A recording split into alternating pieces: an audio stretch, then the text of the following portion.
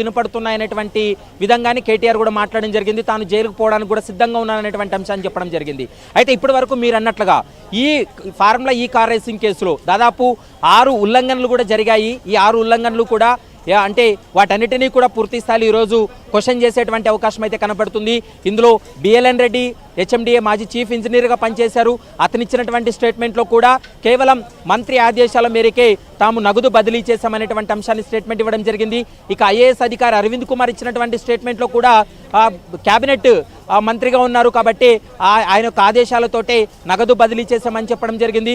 మరోవైపు హెచ్ఎండిఏ అధికారులు ఇచ్చినటువంటి ఫిర్యాదులో కూడా ఏవేవైతే ఉల్లంఘనలు జరిగాయో ఆ ఉల్లంఘనకు సంబంధించి వాళ్ళు ఇచ్చినటువంటి కంప్లైంట్ కాపీలో కూడా స్పష్టంగా పేర్కోవడం జరిగింది. వాటన్నిటినీ పరిగణలోకి తీసుకున్న తర్వాత ఏసీబీ ఇందులో ఎలాంటి అంటే లీగల్ ఒపీనియన్ తీసుకున్న తర్వాతే ఏసీబీ ఎఫ్ఐఆర్ నమోదు చేయడం జరిగింది. అయితే ఏసీబీ ఎఫ్ఐఆర్లో కూడా దాదాపు 3 సెక్షన్స్ పెట్టడం జరిగింది. 13/1A పాటు 13(2) పీసీ యాక్ట్ 409, 120B కింద కూడా కేసులు నమోదు చేశారు. ఈ సెక్షన్లు కొన్ని నిధుల దుర్వినియోగం జరిగిందనేటువంటి సెక్షను, మరోవైపు అధికార దుర్వినియోగంతో ఈ నిధులను ఎలాంటి నిబంధనలు పాటించకుండా ఈ ఎఫ్ఈఓ కంపెనీకు నగదును బదిలీ చేశారనేటువంటి అంశం కావచ్చు. వీటన్నిటిపైన కూడా పూర్తి స్థాయిలో లీగల్ ఒపీనియన్ తీసుకున్న తర్వాతే ఈ 4 సెక్షన్స్ను కూడా ఏసీబీ అధికారులు కూడా పెట్టడం జరిగింది. కాబట్టి ఈ కేసు ఖచ్చితంగా న్యాయస్థానంలో ఖచ్చితంగా నిలబడేటువంటి అవకాశం ఉందనేది ప్రస్తుతం న్యాయ నిపుణులు కూడా చెప్తూ ఉన్నారు. ఎందుకంటే ఈ యొక్క ఏసీబీ పెట్టేటువంటి కేసుల్లో సెక్షన్స్లో ఖచ్చితంగా అవినీతి జరిగిందా లేదా, ప్రభుత్వ నిధులు దుర్వినియోగం అయ్యాయా లేదా అనేటువంటి అంశానికి సంబంధించి ఆధారాలు న్యాయస్థానం ముందు ప్రొడ్యూస్ చేయాల్సినటువంటి అవసరం ఉంటుంది. ప్రాసిక్యూషన్లో వాటన్నిటినీ కూడా న్యాయస్థానాన్ని నమ్మించాల్సినటువంటి అవసరం ఉంటుంది. వాటికి సంబంధించి ఇప్పటికే ఎవరైతే ఈ కేసులో ఉన్నటువంటి 2 నిందితులు సాక్షులు ఎవరైతే స్టేట్మెంట్లు ఉన్నాయో ఆ స్టేట్మెంట్లతో పాటు హెచ్ఎండిఏ నుండి ఎఫ్ఈఓ కంపెనీకు బదిలీ అయినటువంటి నగదు ట్రాన్సాక్షన్స్ ఏవైతే ఉన్నాయో అది కావచ్చు. మరోవైపు సెక్రటేరియట్ సమీపంలో ఉన్నటువంటి ఒక బ్యాంకు నుంచి ఈ నగదు బదిలీ అయింది. అది కూడా క్రిప్టో కరెన్సీ రూపంలో నగదును బదిలీ చేశారు. క్రిప్టో కరెన్సీ రూపంలో నగదు బదిలీ చేసినప్పుడు ఆర్బీఐ అనుమతులు పొందాల్సినటువంటి అవసరం ఉంటుంది. ఆర్బీఐ అనుమతులు పొందలేదు, ఆర్బీఐకి చెల్లించాల్సినటువంటి ట్యాక్స్ చెల్లించలేదు. ఇవన్నీ కూడా బిజినెస్ రూల్స్ పాటించకపోవడం, క్యాబినెట్ అప్రూవల్స్ లేకపోవడం, ఆర్థిక శాఖ అనుమతులు పొందకపోవడం, ఇవన్నీ కూడా ఉల్లంఘన కిందే వస్తాయి. కాబట్టి వీటన్నిటిని పరిగణలోకి తీసుకున్న తర్వాతే ఏసీబీ అధికారులు పూర్తి స్థాయిలో ఈ సెక్షన్స్ కూడా పెట్టడం జరిగింది.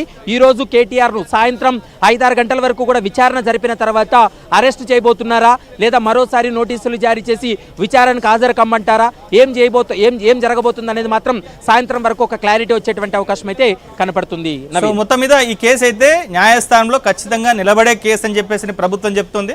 చాలా పకడ్బందీగా ఈ కేసుకు సంబంధించిన ప్రతి అంశాన్ని కూడా ప్రభుత్వం బయటికి తీసింది.